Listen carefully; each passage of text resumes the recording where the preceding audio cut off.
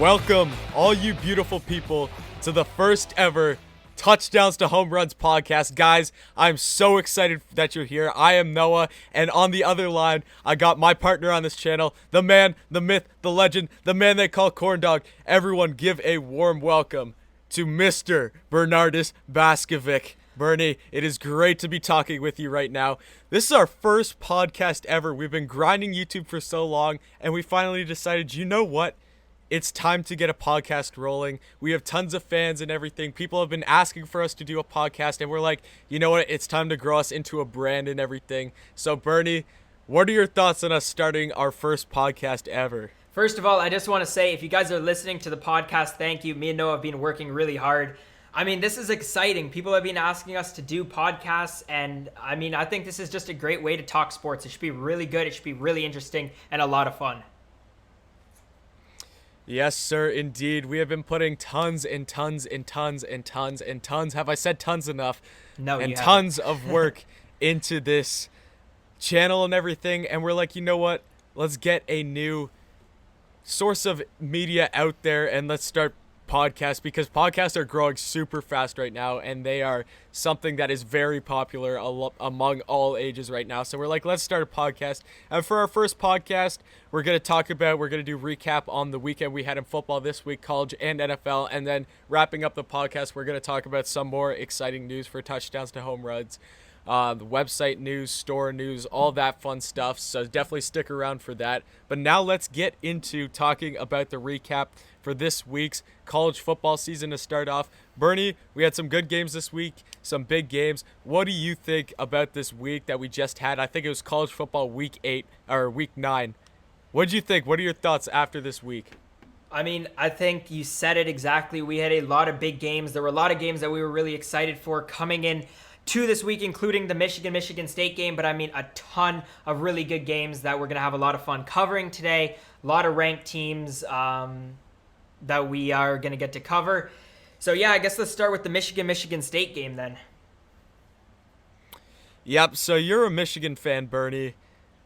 I know it was a really tough game to watch. I was flipping back and forth between the Clemson-Boston College game and this one. I watched bits and pieces of this one, but it was a rough game to be a Michigan fan in this game. Just talk to us about what went wrong in that game for you guys and what you guys need to do to get better, and just your feelings and the rest of Michigan fans. How are they feeling right now? Yeah, I mean, well, a lot of Michigan fans are disappointed because obviously we had high expectations for the season after the Minnesota game. A lot of people were saying this is the best Harbaugh Michigan team. Obviously, that looks like it's not the case now, and, you know, Michigan State is definitely a team that we should not have lost to. But, I mean, we had such a turnover on the amount on the players on offense and on defense. Joe Milton was not as good as he was in week 1.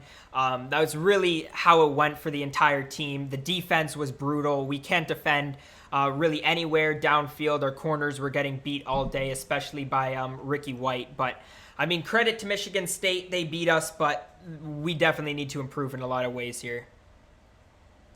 That boy with the name Rocky Lombardi had a big game for the Spartans, and Michigan State was able to go into Ann Arbor and pull out with that win, which was very unexpected after a very hot start, what seemed to be for Michigan in the first game against Minnesota. You guys were looking great there, but then it was just a collapse from there. They go to play Indiana next week in Bloomington, Indiana. Another game that I want to talk about, Boston College and Clemson. This was a game I was flipping back and forth. I've already talked about that, but I'm a huge South Carolina fan, if you don't know that, so I watch a ton of Clemson games because I don't like them. I want them to lose. I want them to lose all the time. And they were down 28-10 at a point. They starting a new freshman 5-star quarterback. They have some people missing on the defense, and they almost lost this game. They held Boston College to no points in the second half, and then were able to come back and win the game. But boy, oh boy, that just shows you what the ACC is in terms of, and comparison to like the SEC and the Big Ten, because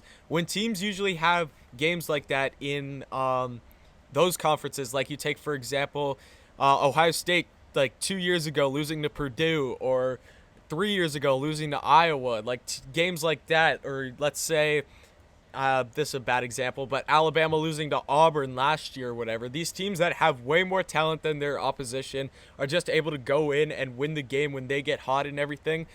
when the teams in the ACC seem like they get hot and go up against these big boys against Clemson, they just don't have the talent to withstand that lead and everything, which I think in the Big Ten and the SEC is something that these teams are able to do. Like you saw Boston College, 0 points in the second half, which if you want to beat number one Clemson, you definitely got to score points in that second half. So I do feel like being in the ACC in this case helped Clemson a lot. And they're still number one in the AP poll. I don't know how. I think Alabama should be. But Bernie, what are your thoughts after that game?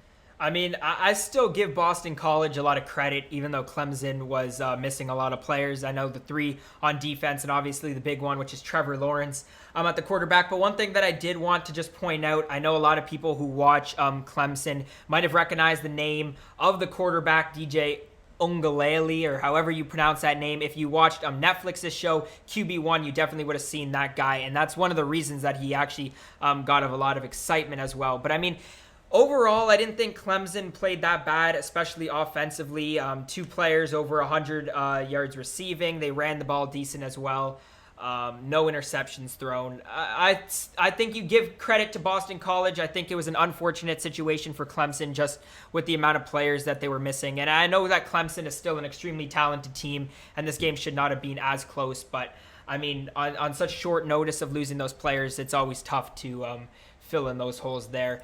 Let's flip over to the Georgia-Kentucky game. Now, I thought this one was a really interesting game because Georgia, number 5, one position out of a playoff spot, and they only beat Kentucky, 2-4 or a 2-3 team coming into this game. They only win by a score of 14-3.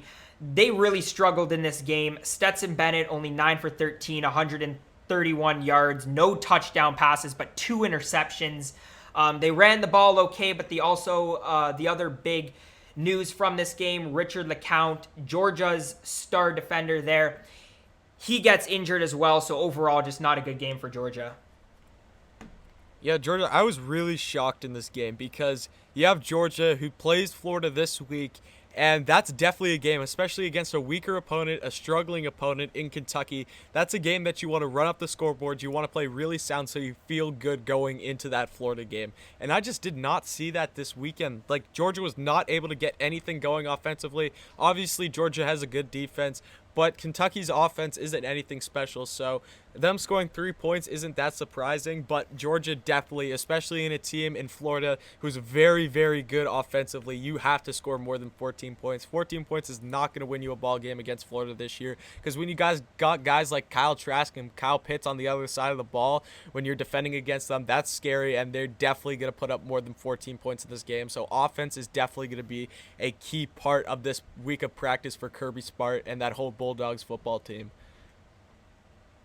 Next up, I want to bring up a game that probably not a lot of you even mentioned or even thought about this weekend, but it is one worth noting because we had the Shots, the Beast from the East. Coastal Carolina beat Georgia State 51-0, and Coastal Carolina is 15th right now in the AP. How crazy is that? Just having a team in a group of 5 conference in the Sun Belt just being so dominant, running up the scoreboards against their opponents and everything. It's great to see when you have these underdog teams, just teams that you would not think about at the beginning of the season, being in the AP top 25, actually make it and like start climbing a decent amount. Obviously, I don't think they're going to make the playoff, but it's still fun to watch these group of 5 teams have a good time and win some ball games. Yeah, I know that you said you didn't watch the College Game Day, but for anybody at home who watched College Game Day on Saturday, you would have seen a little piece that they did on Coastal Carolina. This is just a really, really fun team to watch. If you don't know, they have some crazy pre-game, post-game rituals. I think it was 2 weeks ago they did one where basically the game was a theme of WWE, and after the game, they dressed up one of the trainers as the other team's mascot and like just beat him up. So Coastal Carolina is just an extremely fun team to watch. Again, I don't think they'll be anywhere close to the playoffs, but it's still a really, really fun team to follow. I want to switch over to the Notre Dame game, who beat Georgia Tech by a score of 31-13. It was not a fantastic game from Notre Dame, but the reason that I want to focus on it is because they play Clemson next week. I think that it's going to be a really interesting game. Clemson, they don't get Trevor Lawrence back next week, right, Noah? No, he's still out with COVID. Yeah, so the ACC and Dabo have come out already and said that he's not playing this week. So Ian Book has not been fantastic. He wasn't fantastic this weekend. He hasn't really been great overall this season. Who do you have winning the Notre Dame-Clemson game? Right now, I just want to say, like, coming off when you have a big game next week, I said it the same with Georgia, but both of those fan bases are probably worried right now because they are coming off of pretty mediocre performances the week before the biggest game of the season for those two teams, Clemson and Notre Dame. This is the biggest game for both of them in the regular season. I think Notre Dame is very overrated. I've spoken on that many times, and the only reason that they're undefeated is because they are in the ACC right now. Like, they played a close game against Louisville. Louisville almost beat them. I think that game finished 17-12. Clemson just has the talent all around them, even though this game is in South Bend. It was 12-7 that game against Louisville. Oh, yeah, 12-7. Just to further that one about Ian Book not having a fantastic season. But you have, like, so much talent on that Clemson side of the ball. Even though I hate saying it, I just do not see Notre Dame matching up talent-wise and matching up consistency-wise against the Clemson Tigers this weekend. So I do think that Clemson will come out of South Bend with a win, even though it will be a close game because it is in South Bend. I think that this game would be a lot different if it was in Death Valley because we know they have fans there, and that changes everything. But another game that I want to switch to, a very good game out of the SEC. It was the 3:30 SEC CBS game this week. Auburn was able to beat LSU 48-11. Now, LSU is a team who came off a huge win against us, South Carolina. They won 52-24, I'm pretty sure. TJ Finley goes in as the freshman quarterback, has a great game, but then comes in. He gets the nod to start again against Auburn. They only score 11 points, and that one touchdown that they scored was late in the game, I remember. So that was very weak performance offensively by LSU, and this defense was just run all over by Auburn today. Last Saturday, Bo Nix had a great performance for Auburn. A lot of those guys, Seth Williams, Anthony Schwartz, Tank Bigsby, all had big days for the Tigers. So that was a game that was very interesting because you have South Carolina beat Auburn a couple weeks ago. Then you have LSU smack South Carolina, and now you have Auburn smack LSU. So that's just weird. It really explains what's going on this year with COVID and everything. Anything can happen at any time and point in the week. It's just crazy to think about that these things, like teams are going and beating teams that just got smacked by another team that they lost to. It just really sums up the year that we're having. I mean, yeah, I think those are some great points. I mean, the SEC for sure seems to be a bit all over the place this year, but I mean, you can attest to this. Coming into the year, I was definitely not a big fan of LSU for sure. They have some good recruiting classes coming in and stuff, but I mean, I've never been an LSU believer, especially this year because of the player turnover that they had. Let's go to the North Carolina-Virginia game. North Carolina loses again to Virginia by a score of 44-41. They started the season off well, 3-0 with that ranked win there against 19 Virginia Tech, but they've now lost 2 of their past 3, including the loss this past Saturday. Sam Howell played pretty good. He had 4 touchdowns and no interceptions as well. And the reason that I bring up this game is because I was looking at the bowl predictions this year. This is one of the teams that Michigan is projected to face. This is a team that I think is just really, really good offensively when you look at the 2 Browns on the receiving side of the ball as well, and they just don't have a good defense. But I think that, for example, if Michigan plays them in a bowl game, that could make for a pretty exciting showdown. Another game that I want to talk about is a game that I told you at the beginning of the week. I was like, I feel an upset here. I feel like this team is going to go down, even though that the team that they were playing hasn't had the strongest of seasons. I just felt something brewing up in this game, and I was right. Of course, I'm talking about the number 6 Oklahoma State Cowboys losing to the Texas Longhorns this weekend. I just felt that, like, Oklahoma State, they hadn't played the most quality opponents yet, and they hadn't won a game by a lot against those not too good opponents. Like I remember they had a very close game against Tulsa at the beginning of the season. They had other close games against other Big 12 teams. And I was just like, I feel like Texas could go into Stillwater and come out with a win in this game. And sure enough, Sam Ehlinger is able to lead the Longhorns down the field to take the lead in the fourth quarter. Now, Oklahoma State did tie it up with a field goal, but then in overtime, it was the Longhorns who were able to stop Oklahoma State on a fourth down and win that game. So that shakes up the Big 12 a lot. I don't see a Big 12 team making the playoffs now because you have Oklahoma with how many losses do they have? They have 2 losses. Yeah. Texas has 2 losses, and Oklahoma State has 1 loss. There's just not going to be any quality teams that Oklahoma can say, oh, we beat a high caliber team this year, because Texas and Oklahoma have also had pretty bad seasons themselves. So a whole shakeup in the Big 12. Just like, what are your thoughts after this game for like what can happen with the Big 12 now? Like, what are these teams going to be playing for now? Well, I just wanted to touch on Oklahoma first, because I know Spencer Rattler had some big expectations coming into the season, but Oklahoma has looked a lot better in the past weeks. They had their 62-28 victory this week. Spencer Rattler early on in the season had a lot of trouble with turning the ball over. He's figured that out. He's looking really, really good now. He's getting his completion percentage up. He's throwing some really, really good balls, and this Oklahoma offense is looking legit. I agree with you. I don't see any Big 12 team making the playoffs anymore, but I mean, there should be some fun bowl games down the line later on in the season, I think.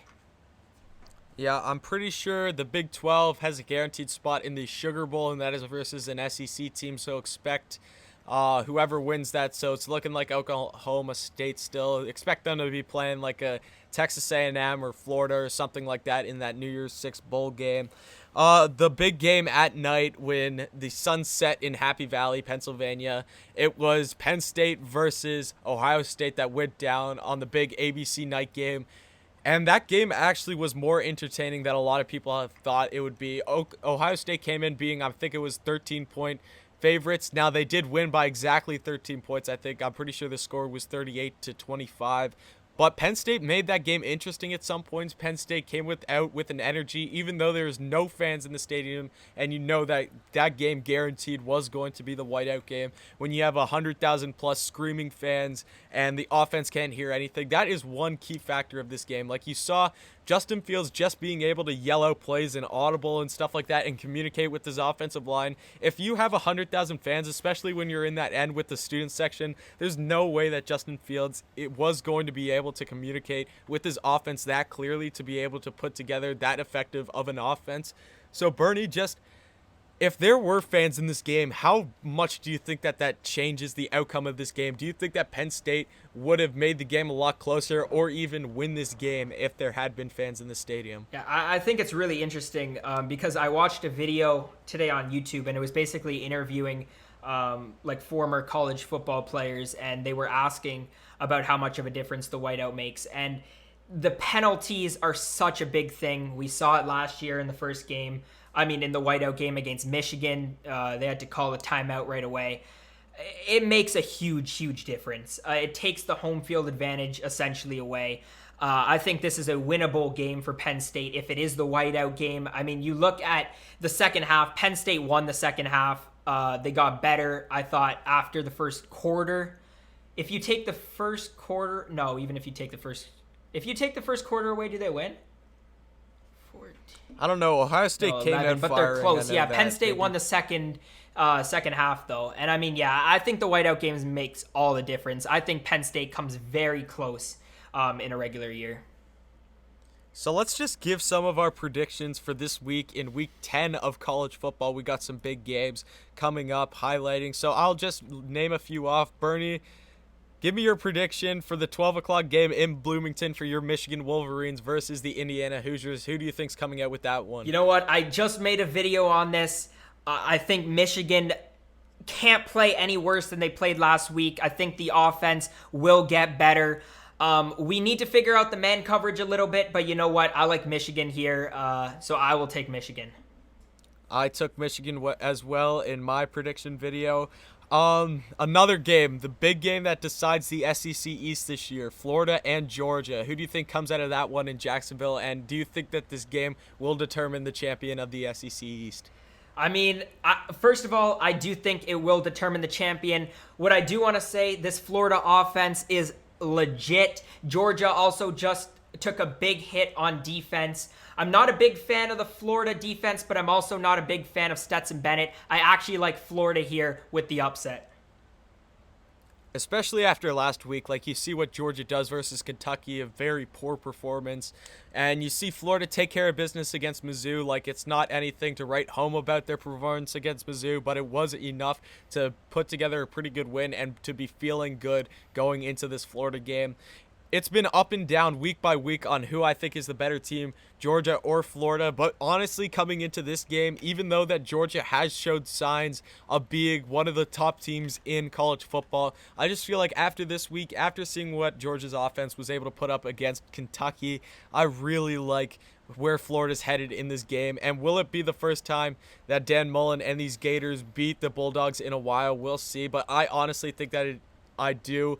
And I honestly think that I see the Gators playing Alabama in Atlanta this year. Now, how will the Gators play against Alabama is a different question, but I do see them making it to Atlanta and making a push for the playoff race this year. So that is a very interesting game.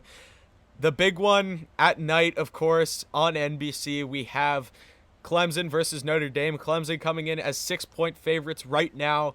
What are your thoughts on this game, and who do you think is going to win? Even though I've already kind of come out with my prediction in this game, I didn't ask you your prediction, so who do you think is coming out with the win in this one? This is a very, very interesting game. Both of these teams did not look very good last week. I know Trevor Lawrence is still going to be out for Clemson, but you know what? They're still such a talented team. They have an extra week to sort of figure out where they're putting different people, an extra week to prepare. I like Clemson here.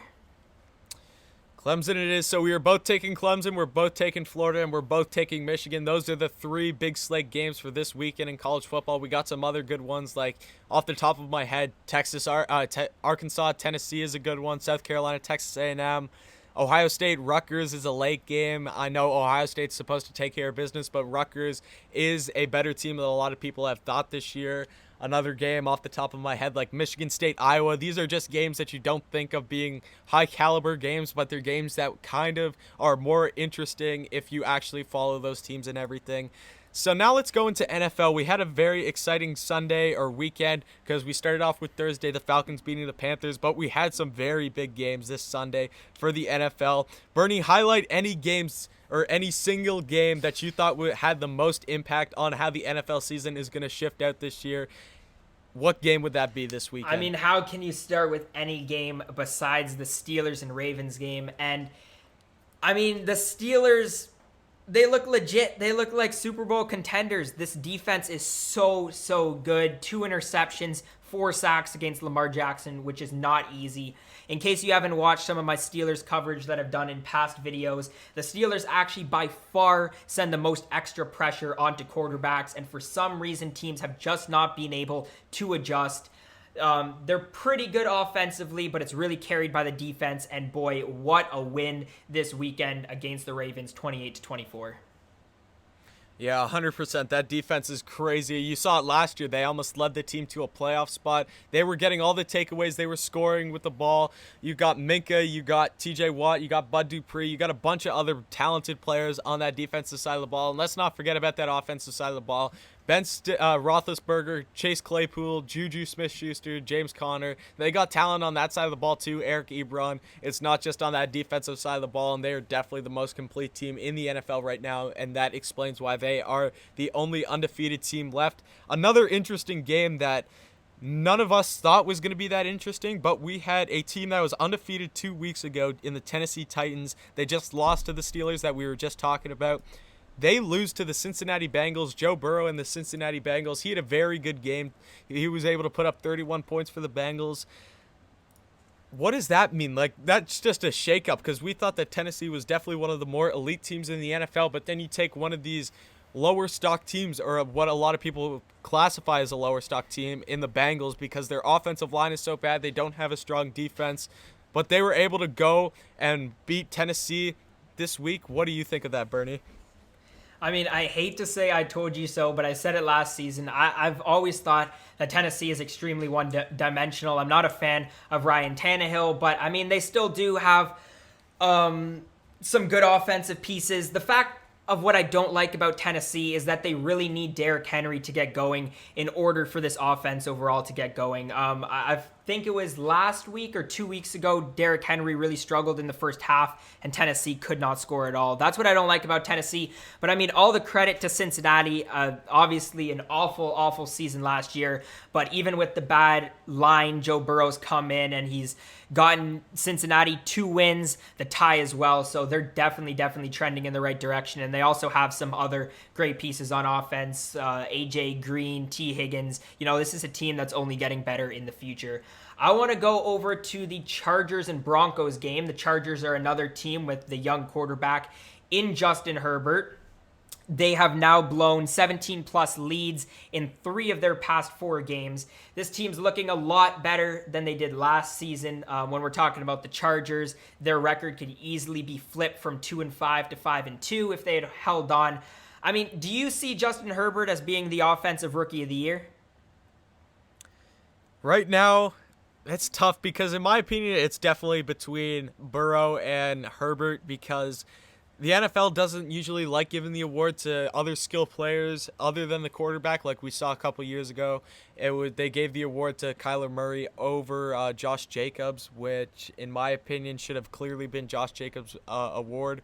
But between Burrow and Herbert right now, I like where obviously Herbert has the better stats and everything, but in my opinion, Herbert has more talent around the ball for him and more help with that offensive line than the Bengals do and Joe Burrow does, because he is getting hurried and he's getting hit in that backfield all the time. Now, that doesn't justify winning. I can't say, oh, Burrow deserves to win the offensive rookie of the year because he's doing well with his offensive line being so bad. Like, I can't say that. Burrow on paper right now, Herbert definitely looks like the better player, so I would give it to Herbert right now. Another game that I want to talk about is my Chicago Bears. I'm a huge Bears fan. We had a very rough loss to the Saints this week. We were able to come back and tie the game with a late kick by Cairo Santos to tie the game up and send it to overtime, but then on from there, we blew it in overtime, and the Saints were able to win 26-23. Our offense was just not moving at all, which is like, it's not even irregular right now. Like, I have to deal with this every single week that the Bears offense is just not good.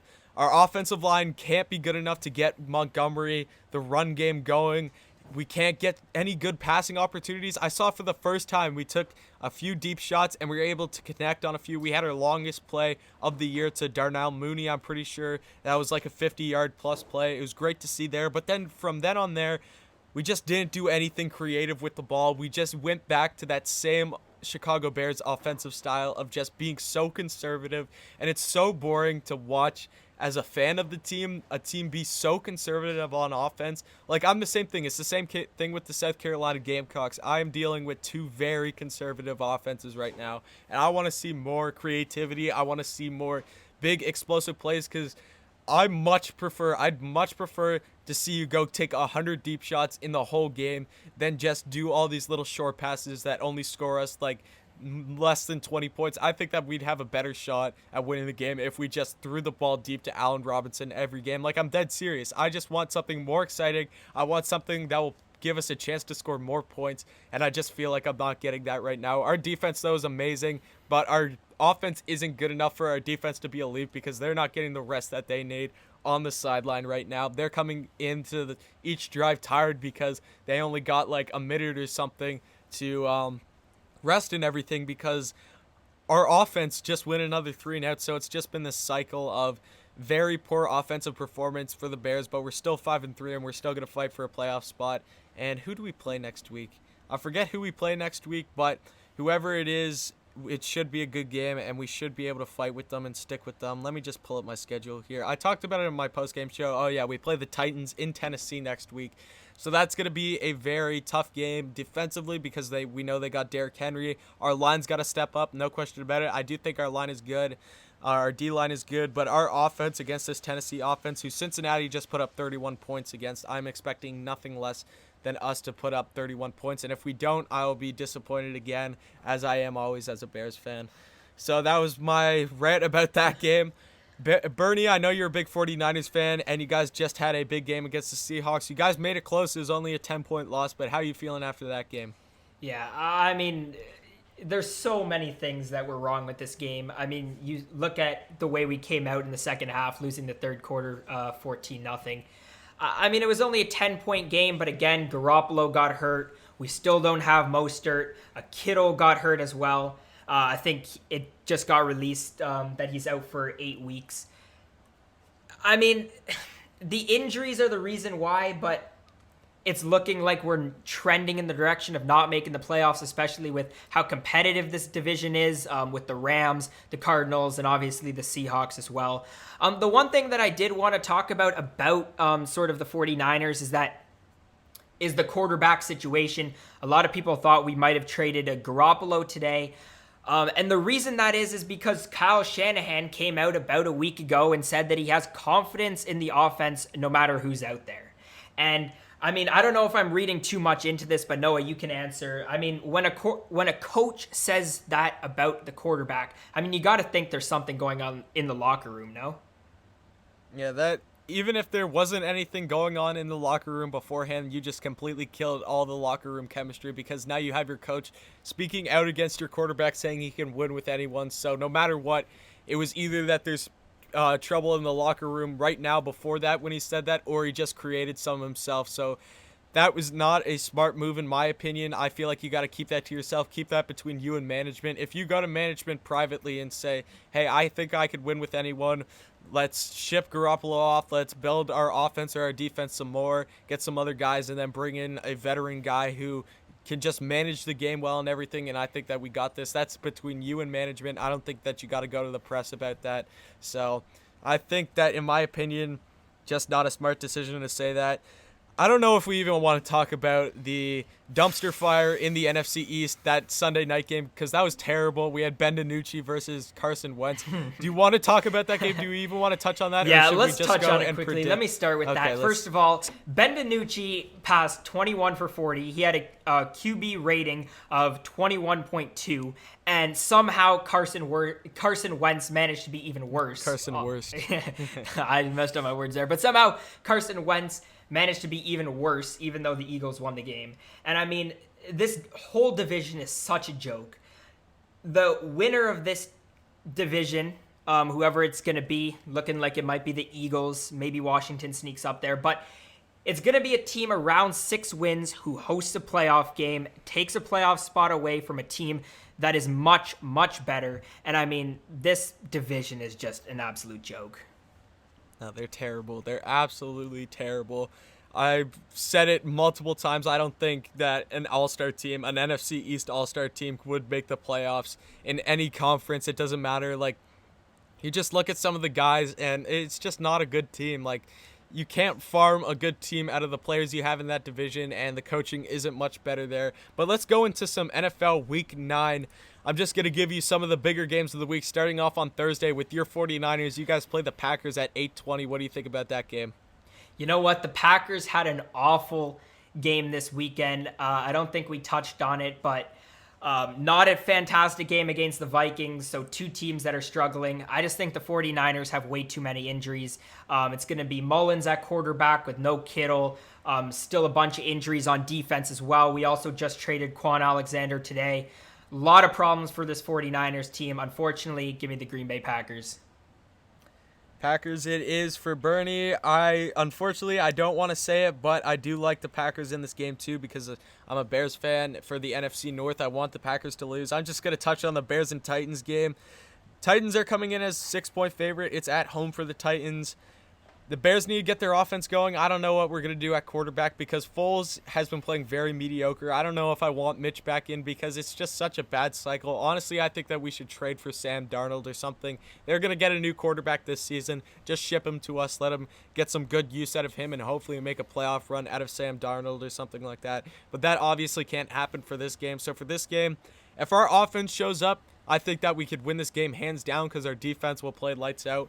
But if our offense does not show up, which most of the time it hasn't, I think that the Tennessee Titans win this one easily. Another big game, Seattle Buffalo at 1 o'clock. Seattle's favored by 2.5 right now. Bernie, who are you taking in that one? You know what? Buffalo has not looked good in the past few weeks. They almost lost to the Jets last week. Josh Allen started the season looking like a potential MVP candidate. He's not looked like that in the past 3 or 4 weeks. Seattle beat up on a San Francisco team that was injured, but I still think Seattle is one of the best teams in the conference. Give me Seattle. What about the biggest game of the week? We have the New York Giants versus the Washington football team. No, That's important. That's not. No, that's not. Who cares about that game? I don't care. The football team's favored by 3.5. They're probably going to win. Go football team. The biggest game of the night, NBC night game, Sunday Night Football. You'll have Carrie Underwood singing the big intro. It'll be a great time. We have the New Orleans Saints versus the Tampa Bay Buccaneers. We all know what happened the first week. It was the Saints who were able to come out with the win in this game, but how does Tom Brady come back from that? And the Buccaneers are playing pretty good. I think that they're about to kick off in literally 20 minutes or so for the Monday Night Football game when we're filming this. Saints or Bucks in this one? It's tough. The Buccaneers, I think, have been playing a lot better since the beginning of the season. The Saints have been playing well, too. I think it'll be really close, but this could go either way. Give me the Saints. Saints it is. I will take the Buccaneers in this game. I really like where they're at. I liked what I saw with them against Green Bay, and they've been playing really well lately, and I think that Tom Brady is going to come back in this game with vengeance. And you've seen that the Buccaneers have been able to group themselves together a lot better than they did in that first week, that they're actually starting to figure them who they are as a team and starting to work together a lot better. So that is a reason I'm taking the Buccaneers. So those are our recap of college football and NFL last weekend, and then our predictions for this weekend. Now we're just going to get into talking about this new website we got launching, this new store we got launching and everything. So Bernie, just hit us with some information about that, because this has been something that we've been putting a lot of time, a lot of effort, and a lot of money into, because we want to reinvest the money that we were making on YouTube back into the channel for you guys, you the fans. So Bernie, just talk to us a bit about that. Yeah, so obviously a lot of the listeners here know us from YouTube, but me and Noah are trying to basically expand the platforms that you can find us on. And to do that, we started the podcast one, but we're also launching a website, which is pretty exciting. On there, you can find different articles. You'll be able to find links to our YouTube videos onto our podcast as well. And something that's really exciting is that we are trying to launch a store. There's going to be some TDS2HRS merch, but also some very interesting t-shirt designs that Noah can explain to you.